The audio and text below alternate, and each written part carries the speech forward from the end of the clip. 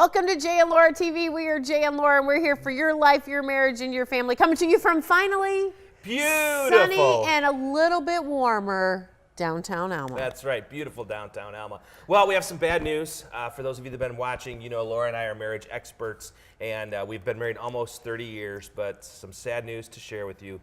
Laura's moving out. Not really. It might as well be. For almost pathetic. 30 years, we have shared an office. We've shared an office because we work together. Let's be clear. Jay's got this big, huge desk that looks out of the window. Mine doesn't look out a window. Mine's a little desk that looks against the wall. So we had an empty room that I am now turning into my desk. So she moved out of the office. And you know what? whining. The room that she moved into was my golf paraphernalia room. So now you get she took all the golf paraphernalia off the walls, put it into a room where the walls, we have a slanted ceiling, so there are no walls. So it's just going to stay on the floor. And she's told me that that is my room, so that's how it's going to stay because I like it that way, on the floor where you trashed it. Get over it. Change is very difficult sometimes.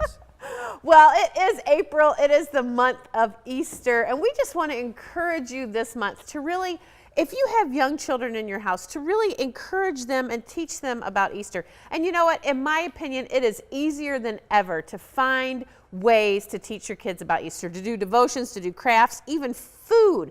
All you gotta do is go to Pinterest, type in Easter recipes, Easter crafts, Easter devotion. You will find a ton Even if you don't of feel stuff. like you know a lot about Easter, there's a lot of information. There's a lot of resources stuff on there, that and will really make this month a learning experience for your children and learning experience for you, and how easy it is to really steer your children and help your children in their faith journey. That's right. Well, yourtango.com, we love watching and reading that because it's just full of information. And right now, we've just read an article called Why My Husband Is What? First. I could fill in the blank with any number of I didn't say why my husband is a blank. It was why really my husband dangerous. is first. Why you should put your husbands first, because it really is the best thing for your kids. If you want to raise happy, healthy kids, put each other first. Here's some ideas. A child-free vacation would be an idea, you know. And again, if you have young children in your home, you're going, Jay and Laura, that is so impossible. No, it's not, because we're not talking about going away for a week or a month. Just take a weekend, send them to grandma's, switch with friends, have your kids go to their house for the weekend, you'll take theirs. But just have a couple days where it's child-free, just you and your spouse. The most important thing, in our opinion, is to present a unified front. When you're talking with your kids, when you're disciplining your kids, when you're helping to set direction for your children, present a unified front. This is what we think you should do, or this is why we're punishing you. That really speaks volumes. This is even for Jay and I. We still have to do this. I'm in a mom's group last night, and I get a text that I couldn't even understand. I'm like, "What is this?" And then I realized he was giving me a blow-by-blow conversation that he and Grace had. Me, G, and everything. And then he goes, "She's yours when you get home," because I don't know what to do with her. But he'd given me.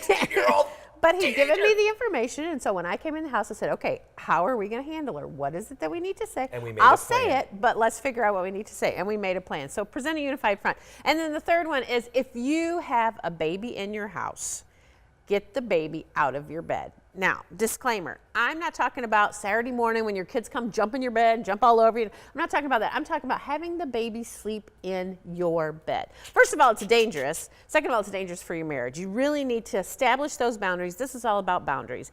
And boundaries, the baby needs to have its own bed. It's best for the baby, and it's best for you and your spouse. That's right. Well, we are excited because it's springtime here in Michigan, and we are excited as well to be here for your life, your marriage, and your family. We're Jay and Laura. We'll see you next week.